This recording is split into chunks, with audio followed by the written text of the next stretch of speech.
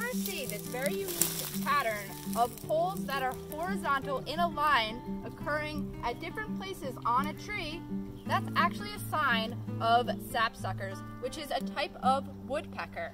What the woodpecker is searching for, as the name implies, is sap. So it's looking for that food source throughout the tree. And this is also an important food source for migrating hummingbirds coming in and also other pollinators because sap has such a high sugar content.